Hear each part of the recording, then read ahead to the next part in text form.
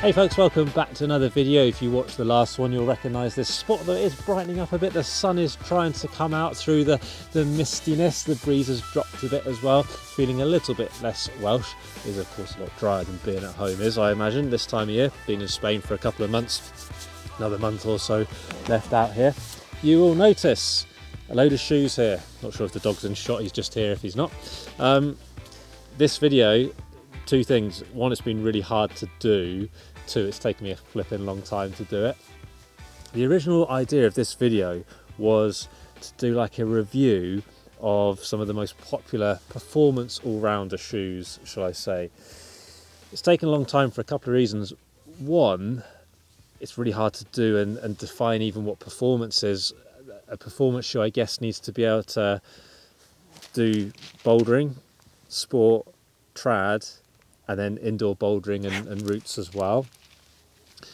And to find the right shoes for that is tricky, and I can't test every shoe out there. I feel really privileged to have been able to try the ones I have done, but also it's like literally finding the time to wear those shoes enough to do them justice. That's been tricky as well. I guess to try and define performance, maybe bouldering is somewhere 7A and upwards, sport same 7A and upwards, trad maybe E3, E4 upwards, just to give a sort of a ballpark idea. But there's so many different styles of climbing out there, isn't there? There's slabby things that on tiny edges like slate. There's slabby things that rely on friction, maybe some granite or sandstone or something, gritstone perhaps. There's down the road from here, Santa Linea, one of the steepest crags ever. So, you know, a smeary shoe, no use. You want something really aggressive to hook into those holds on the steep terrain. And so to find a performance all-rounder, the idea being that you could just have one shoe to do it all, is really tricky. Possible, up to a point at least, but any shoe is gonna, if it excels in one area, is gonna be not so good in another area. So I have found this video hard to do, but what I've decided is I will chat about these shoes individually in a second, try and rattle through some good stuff, some bad stuff about them. But also, you know, how do we choose a performance shoe perhaps, okay? So the first thing, if you're looking at a performance rock shoe, you've probably worn some others before, so you've probably built up an idea of how important the fit is to a rock shoe. To give you some sort of history, I've climbed for years and years, like over 20 years. And to start with, you know, climbing really easy routes in rubbish rock shoes, didn't really matter, but they're rubbish ones really. Cheap ones, didn't fit me well, those kind of things, but did the job just fine in reality. My first pair of performance rock shoes, if you can call it that, were 510 Anasazi Velcros. They don't really seem like performance rock shoes these days, but some time ago they were, and you know, people like Chris Sharma wore them for like 9A pluses, maybe even 9Bs at Oleana, stuff like that, which is like really impressive. And not long after I ticked one of my first 8As in Chile, a couple of hours from here, some old English boy in his 50s came along and did the route in a pair of Anasazi Velcros. Not even just Anasazi Velcros with like holes in them, they're like falling apart and stuff, but didn't seem to hold him back. But I am of the thought that, okay, once upon a time, you know, when people were crushing in shoes like that, there weren't more advanced shoes. So now that they are available, I'm not going to turn them down because I want to use more old school things. I'm going to take every little advantage I possibly can. Advantages in the technology of the shapes and stuff and how they keep their shapes, and how sticky the rubber is. There's a few different rubber types out there, quite a few, but they're so much better than they used to be, that's for sure. Some will last longer, some will last less time. All got their pros and cons. I would say if you only take one bit of advice from this video, it's get yourself to a decent shop like outside who support the channel and try on as many shoes as you can. As I started climbing a bit harder, and especially on the sport stuff, I'm not sure how I sort of found these shoes because I didn't try them on in a shop. I probably just ordered them online. But 510 high angles, did not take my own advice. I just bought them in the right sort of size, guessed, and they seemed to be about right. And then I loved the high ankles. I had a few pairs of them. And I just bought the same thing every time, same size, same exact model, and loved them. Right, I still have some in the attic that I don't wear anymore. But a little while, well, actually, when I started doing this test, I tried a pair on, and I already knew this, but the fit, they're not right for me. But they got me to a decent point. My first 8As, like I say, were in them. So they're good shoes, but only if they fit you. So getting to that decent outdoor shop, like outside, and trying loads on is going to be so beneficial. After high angles, I went and tried a load of Sportivas and other things as well, and found that actually the best ones for me really are Sportivas, probably. They just fit me super well. It's so important. If you get the chance to go to like a shoe demo at a climbing, well, it's even better, isn't it? Because you just get to, wear shoes for a little bit more time on actual routes. So it's super beneficial. But I would just say, don't go in to that shop or your little shopping process with any preconception of what shoe is going to be best. Adam Ondra wears this shoe. That's the one for me. They obviously fit him really well.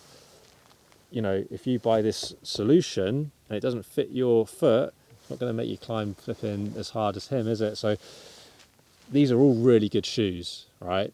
And I have to say thank you for the support from people for sending them. So Outside, who support us a lot, Scarpa UK sorted us out with those ones, Dark Ventures sorted us out with the Unparallel ones, Beyond Hope sorted us out with the Evolves, and then Outside and Beta sorted us out with the Tenaya ones.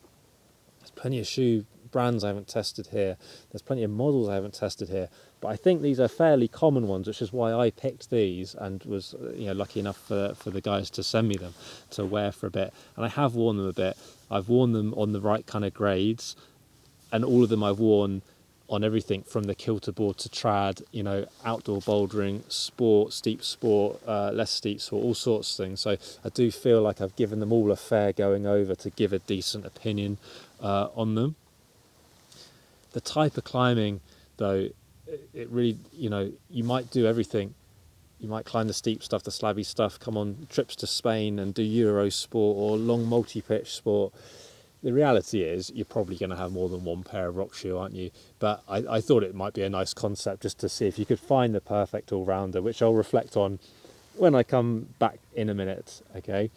Right, the most stiff shoe out of all of them, the Unparallel Neutro VCS. Look at that aggressive shape, and even having worn them a reasonable amount, they've still got that shape. They're very stiff. Realistically, too stiff for my preference, right? I probably have a preference for something on the stiff side of moderate, okay, for an all-rounder, that is. If I was going onto a slate climb, I would, in an ideal world, have a flat shoe that's really stiff, okay, like a 510 Blanco. I really like those. They're good for that. I've got a pair in the cupboard. I wouldn't really want this massive downturn because it doesn't really work on those kind of holds so well. So as the all-rounder concept, this probably isn't going to be the perfect all-rounder. This is a bit of a specialised weapon. The first time I put these on was on the kilter board back home, and I was amazed, because the kilter board at my wall is like 45 degrees. I was amazed at how much they could dig in, and because of the stiffness, stay there. The rubber is brilliant. Unparallel was formed by ex-employees of 510, I believe, and the rubber is similar to old school Stealth. It's super good, right? The system to do them up works just fine. There's plenty of rubber on them. Don't feel like the most sensitive thing in the world, and that's probably part of the stiffness, but they feel sticky and like they're going to stay where you put them, okay? I don't feel like they're made of the best materials. That said, they've lasted just fine, the amount I've worn them, but they do feel maybe perhaps not the highest quality compared to certainly one other shoe here. But, they haven't fallen apart or anything like that. So it might be unfair. It's just, how it comes across to me. What I'll do for sizes, I'll put them in the description below so you can reference. And obviously that might help you, it might not. Got to try them on. But the Unparallel, yeah, I liked it. And it was a bit of a surprise, actually. I must admit, I wasn't expecting to like it when I took it out of the box. It feels perhaps like an original high angle. to me. So the fit, I'd say, is kind of a medium, really. It's not super narrow, it's not super wide. So I think this would actually fit quite a lot of people. And I have used other Unparallel shoes as well, and the fit has been sort of similar. So worth trying Unparallel on if you used to use 510 before they went a bit weird with sizing and got rid of some of their good models. Unparallel, well worth checking out. I'm going to pick this one up just in relation to that. This shoe you'll see so regularly in the UK, loads, in Europe a lot as well, of course, but in the UK a lot of people wear these. Downturn, not as aggressive as that Unparallel, but still downturn. I've worn these quite a lot. I almost love them. There's plenty of things I like about them a lot, but they just don't fit me. They're too wide. This is the widest shoe out of all of this stuff, and it's just too wide for me, okay? Across the forefoot, really. So here, there's basically a bit of my foot stops and then it carries on. So the edging stuff isn't quite as good for me. My foot just moves around a bit at that front. The heel's good, but the front not so good. The construction of these, I think these are the best constructed shoe here. The materials feel quality. The way it's put together feels quality. I'm impressed by these. This is the first pair of Scarpa rock shoes I've ever tried. I genuinely would be very happy if they fitted me, but too wide. Vibram XS Edge, so on the stiffer side of average, I would guess, but not super downturned. So I think as an all-rounder, actually a really good shoe if they fit you. Plenty of rubber across there and everything as well. The single straps are a bit like a sort of a slipper. Pull them on, which is easy to do, nice and stretchy across there. There's just a single strap to do them up. So single strap works really well as long as it fits you across here, because you just can't take much in, obviously, compared to a lace. You'll notice that all of these are Velcro of some flavour. Really like these. Bit sad they don't fit me. Brilliant shoe. The Evolves, right? Again, a sort of a medium width, I find, perhaps a bit higher volume. You get a lot of adjustment across here, so you can increase the volume, decrease the volume quite a lot. So medium width, so they fit me okay. The rubber, really hard wearing. The flip side of that is I don't find them the stickiest. All of these shoes are worn on really hard stuff by plenty of, sponsored heroes. So, take all this with a pinch of salt, of course, but I don't find them quite as sticky as some of the other stuff. But they've lasted ages. I've worn these so much, genuinely, especially indoors. I've worn them a ton, and they're still going just fine. There's a lot of rubber on them, so for toe hooking and stuff like that, great. Pretty stiff, and they've kept their shape super well. Yeah, I'm pretty impressed by how well they've kept their shape. A good shoe, a really good shoe. The lacing system annoys me a little bit for two reasons. One, it's a bit of a faff. You have to adjust it each time. You can't just close it, open it, close it, open it. I have to adjust this bit to get my foot in and out. And then what seems like a strange idea is the Velcro does up onto the inside. So there have been a few occasions when I have caught the Velcro on my other shoe, for example, when I'm bringing it back and forth and it's opened up a bit.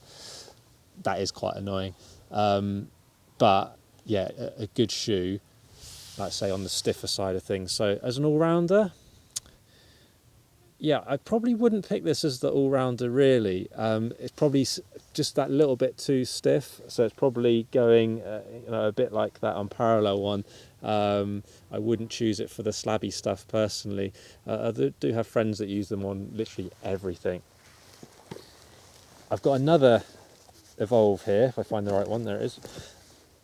This one is an interesting shoe. This is the Evolve Shaman Pro, which I haven't used as much as the Phantom. See, still super aggressive, but actually surprisingly a bit more sensitive. The rubber's the same, so it's hard wearing. It's probably not going to be as tacky as some of the softer ones that I'll come on to in a minute. The Velcro system is similar, and it does again do up onto the inside. But when I tried this, I was expecting it to be exactly the same as the Phantom, really. But somehow it feels a bit more softer and across the top and stuff, and more precise in the footwork. You can feel your toes a bit better. Precise is the wrong word. Sensitive is probably a better word there. So actually, I've been really impressed with these, and I've been wearing these more than I expected to.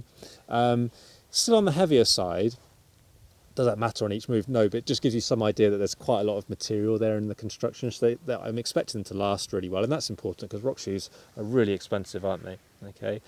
As an all-rounder, I think because of that sensitivity, I think they'll soften up a fraction more in the long run than the Phantoms, so we're getting towards perhaps something more all-rounder there. The shoes I wear the most, probably the Sportiva Solutions. I would say, yeah, that they're an interesting mix actually. They're not super soft, they're not super stiff. They are genuinely somewhere in that middle. So coming into the all-rounder kind of thing, yeah, okay, perhaps we're there or thereabouts now. The Sportiva Skwama, I kind of find, I've got a pair of those, not here in Spain, but at home, that I've worn a lot. A slightly different shape, same rubber. I find them, they soften up a bit more, perhaps a fraction too much. They're a great softer shoe once they've been broken in a bit, but different in lacing and stuff. They're more like the Scarpas down there. Simple Velcro closure. It's got like 2 bits, so you can fine tune them a little bit, but it goes really well. Bit lighter than like those Evolves. They're very sensitive. This shoe, it's famously quite pointy, so great for pockets and things, but also just great if you're into really precise footwork. When you put your sort of toe on something, it's there. So I do feel like this shoe rewards precise footwork. You just chill, boy. He's dropping his sticks at my feet. This is my shoe of choice, just because of the fit. Really, it fits me perfectly. When I try this on next to a high angle that I used to think fits me perfectly, now I've had the chance to try on loads of shoes, I realise that high angle was never quite right, mostly across the front. These things, there is no dead space. The heel fits me perfectly, the toes fit me perfectly. Size-wise, I say I put them in the description below, but 43.5 compared to a street shoe of 47, so that's quite a down size. But, just put them side to side actually, as you can see. Like, that's massive, isn't it? Oh, these are a bit oversized, a bit clunky and stuff. But that's massive. But tight does not need to mean uncomfortable. These feel brilliant. I can wear these for ages, actually. I wouldn't choose them for that super long all-day multi-pitch thing, but where I can take them off every now and then, and even long sport routes, yeah, I find them mega comfy. They last well. Excess grip, so nice and sticky. I feel like because they keep that shape in the front there on the steeper stuff, that's where they really do excel. But actually, because of the sticky sole and stuff, and not crazy aggressive downturn, actually on a slabby bit of climbing, whilst they might not be my first choice, I'm quite happy with them. And that we do need that from an all-rounder, don't we? Because not every route is super steep, super slabby. All sorts of things happen. I really like the Sportiva shoes, in big part because they fit me. It's worth mentioning the Solution Comp, very, very similar. Still seems to keep that bit of shape at the front. I've worn these a load as well. They're just a little bit softer, a little bit more sensitive. The heel is fractionally different. They both fit me well. I think I actually prefer the regular Solution heel personally, but they were worth a quick mention even though they're very similar. Yeah, softer, very sticky. I really like them as well. Final shoe, the Tenaya Iati. These were the real surprise. Straight out of the box, I jumped on a 7A at Brean Down in the UK, and I trusted them straight away, and that's unusual for me. Usually it takes me a few routes to build some trust in a shoe and know what it'll stick to, what it won't stick to. This thing just feels like a slipper straight away. It's quite soft, it's excess grip again, so it's very sticky rubber, but it does go soft pretty quick. I feel like the construction is pretty light. They're a light shoe, but there's not like a ton of material and a ton of rubber, which means they feel super precise when you're wearing them, and you can get the lacing pretty precise with the system they have. It's quite adjustable. The flip side of that is these things, they seem to move a bit when they're in your bag and things, so you can get them perfectly adjusted for that route, and then the next day you put them on, they just feel like completely ill-adjusted, and even between routes sometimes I feel like I need to change them a little bit, which isn't the end of the world, but it's worth being aware of. But you can adjust quite far down the shoe, so I do like that. Fit-wise, they're quite similar to the Solution. So I said like the Scarpa ones, they're very wide, too wide for me. The Unparallel and Evolve one's somewhere in the middle. Sportiva and Tenaya's much more on the narrow side. Suits me, might not suit you. The heel, there's a couple of little dead spots in the heel for me on the Iati, but it's completely personal, isn't it? This would be a great all-rounder, right? I personally wouldn't want to use this over a Solution on the really steep stuff because of that soft like construction and everything. I feel like you lose that downturn really very quickly. So these would be great for sticking to some slabby stuff now. And do they do just fine on the steep stuff? Yes. But I do feel a difference being fortunate enough to be able to wear them back to back with the Solutions. I do feel a difference putting the Solutions on the steep stuff, whether that's bouldering sport or whatever. As an all-rounder though, I could see a lot of people being very happy with these. As an all-rounder, I'd probably pick one of these three here, depending on fit and what preference you've got. Obviously Scarpa do a ton of models, Sportiva do a ton of models, Tenaya do a ton of models. So, you know, most Tenayas fit similarly, most Sportivas fit similarly, you get the idea. But go and try them on, it's really important. The other ones that I've got down there, the Evolves and the Unparallels, still super good shoes. I just think perhaps a bit more focused on a particular thing, less of an all-rounder. But like I say, plenty of people wear all sorts of things. Steve McClure in those whites, climbing like 9B of all sorts of climbing, not even done up half the time. So it does come down to personal preference, which is one of the reasons it took me so long to do this video, to work out sort of where to come from, because you've just got to work out what's best for you, haven't you? Are you going to have one shoe as a complete all-rounder? Probably not if you're climbing to a decent grade. By the time you're climbing in the 7s and above or whatever grade it might be, you're probably really into climbing and don't mind forking out for a couple of different pairs, the slabby pair, the steep pair, all those kind of things. But I thought it was an interesting video to do. As I said earlier, massive thanks to all the companies that have helped by giving us the shoes to try and for their patience in it taking me so long to do the video. It's been ridiculous. Please do chuck some questions in the comments below. I will answer as best I can, and like I say, I'll put the sizing in the description as well, but please do go and try them on and have a good go in all these shoes. Put your model of choice in there. I'm always interested to hear stuff like that as well. It can't be like a complete video of every performance shoe. It's a long enough video of me chatting to the camera as it is, of course. I'm aware of that, but if you've liked the video, click that like button, smash the subscribe button, follow us on Instagram, follow us on Facebook, use the buy me a coffee link to support the channel. All those things I ask every time. All the support is massively appreciated. As I say every time though, massive thanks for watching. More videos coming up very soon.